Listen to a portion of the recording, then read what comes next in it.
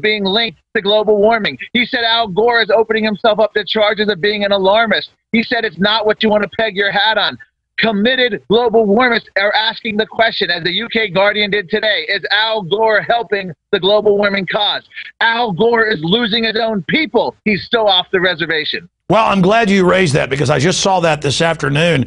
When I saw the promo video yesterday, it was like in that weird, fake, feminine voice he's got.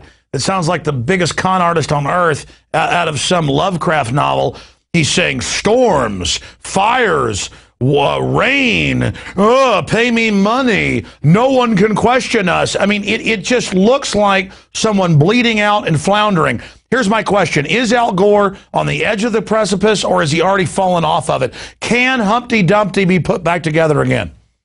I don't know. I mean, this is it. We can declare him dead for so long. The problem is the difference between man-made global warming and all the other eco scares is this is the most well-funded scare by a factor of 1,000 over all the previous scares: global cooling, overpopulation, the Amazon rainforest disappearing. Damn it. No eco scare has been this institutionalized and funded. So Al Gore just keeps reinventing himself. He was talking about unprecedented global warming, but now he's forced to talk about extreme weather, a flood here, a hurricane there. There is absolutely no data to support what he's saying. We have at Climate Depot peer-reviewed studies showing the Russian heat wave that Gore likes to cite was not due to man-made global warming, that floods were not due to man-made global warming. As he's speaking this week, Alex, it's as though Mother Nature's playing a joke on him. We're getting summertime snow in Colorado, record cold in Iowa. We're getting crops destroyed by freezes in Minnesota. I saw that huge snows in Aspen. Yes, and the cold is descending on the U.S. That's not the only thing. A new study shows Antarctic ice growing. In the last 5 days, the Arctic, the North Pole, has expanded by several Manhattans. I think it's 3 Manhattans a minute in expanding ice as Al Gore is speaking. 3 Manhattans a day, it might be, actually. And sea level just came out today. Sea level has dropped again. They're calling it a historic drop in sea level. This could not be more comical if Mother Nature had a greater sense of humor. Well, that's right. In fact, he chose yesterday and today as the launch of his 24 hours of baloney, or what he calls reality, because this is the date he picked, what, many years ago, that L.A. would be underwater, New York, and instead Der Spiegel says we still believe in man-made climate change, not warming, change. Seasons didn't exist until now. Pay them money or we're all dead. But now Der Spiegel's saying sea levels dropping is global warming. Yes, they're absolutely, no matter what happens. And here's what, at Climate Depot, we actually documented dozens of peer-reviewed studies literally predicting the exact opposite of each other. We have studies predicting more drought, less drought, more floods, less floods, more hurricanes, less hurricanes. And why do they do that? Now, no matter what weather event happens, they can say, we predicted it. And the bottom line is they predict everything and anything, whatever the weather, whether ice caps expand or retreat, it's all consistent with man-made global warming. And this is the new attack pattern. I've noticed this the last 2 years. What, 2 years ago, that Obama talking point came out. Even the New York Times reported on it. They just said, we're going to call all change, seasons, snow, hot, cold, everything. So it's kind of like buying every square on a craps table or every number on a roulette. And so no matter what happens, they're like, oh, my God, there were forest fires. Well, we've always had, it's just, oh, my God. But then meanwhile, the sun has nothing to do with it, they claim. No, in fact, here's the real story. Hundreds of factors make up our global temperature, and even warmest sites like realclimate.org has admitted this. Everything from tilt of the Earth's axis to ocean cycles to clouds, water vapor, methane, CO2, volcanoes, land use, deforestation, you name it. And what Al Gore has tried to do, and what the global warmists have tried to do through the United Nations, through the corrupted science, is try to claim that one of these hundreds of factors that influence our temperature, if we can tweak that on the margin, we can somehow control the Earth's thermostat. This is now classic witch burning. Al Gore is engaging in a classic witch burner mentality. He's basically saying, we never had this kind of weather before those witches moved in the neighborhood, before you own your SUV, before you had central air conditioning and heating in your home. And they want people not only to feel guilty, but they want them to think that acts of United Nations treaties and acts of Congress, taxes, and legislation can control the weather. We are no better now than pagan cultures, than ancient civilizations like the Aztecs in 1450, who slaughtered thousands of people to appease the angry gods to end a drought. Al Gore thinks we can tax and regulate ourselves to perfect weather. This is obscene. And again, even the global warmists are bailing on him. And here's an interesting factoid. He brings in his own warmist scientists. They get stumped on questions about sea level. Miss Rhode Island, he has beauty pageant contestants trumping his own warmist scientists in a panel. I posted this at Climate Depot. The Miss Rhode Island beauty pageant contestant knew more about sea level than Al Gore's chosen scientists from the American Meteorological Society. This is an embarrassment of riches. It's a question of how anyone's going to sit through 24 hours and just pick all this beautiful, inane, sophomoric, sappy, maudlin nonsense out. But Al Gore has provided us with a rich environment. But it looks like even the German media is ignoring it. The U.S. media is. Well, that was my point, is that, wow, how the great have fallen. This was a guy who for decades would lecture us all, and the media, oh, yes, sir, oh, we'll all be dead soon. And now your analogy is spot on, where they would sacrifice 10,000 people on certain holidays, not just in the Aztec culture, but the Druids would sacrifice people as well. When there was an eclipse, oh, God, make the sun god bring the sun back, or make the moon god bring the moon back. I mean, he's literally saying you've got this gas that's 0.0360 and has been 30% of the atmosphere before, thousands of times higher. Last 200,000 years, 14 times higher. And this thing, clearly in the public graphs in every university, heat goes up, carbon dioxide goes up after it, and he's lying and flipping it, and all of this hoax comes out, and his response is to come out and say, we're hoaxing. Here's my question for you.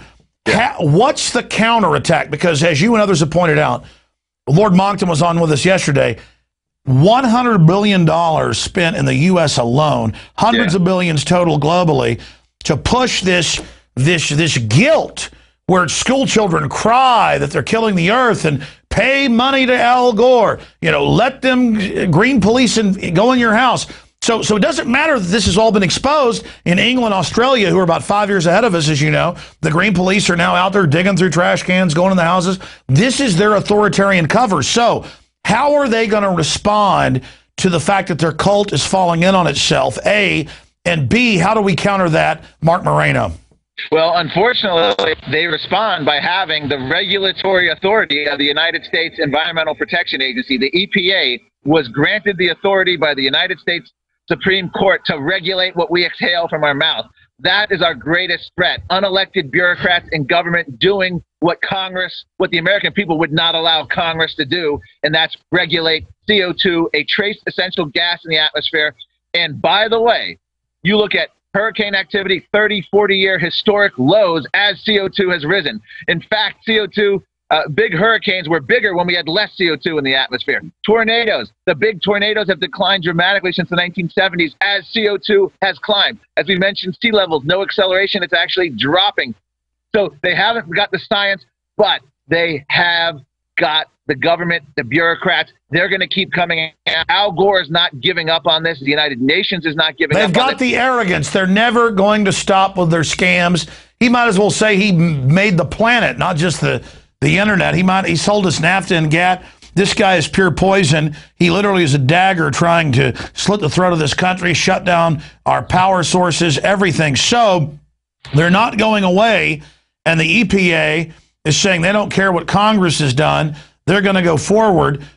Is it a victory that at least Obama said he's going to back off some of these new carbon tax regulations last week? Is that a victory? It's a very delayed, it's a delaying tactic. What it all comes down to is the next president, it's going to be key what they do with the EPA. If Obama's reelected, he will go forward with the CO2 regulations. They'll go forward with all these shutting down of coal plants. The coal plants we're doomed. You have alleged Republican mayors like Bloomberg bragging that he's stopping hundreds of coal plants from being built by aligning themselves with environmentalists.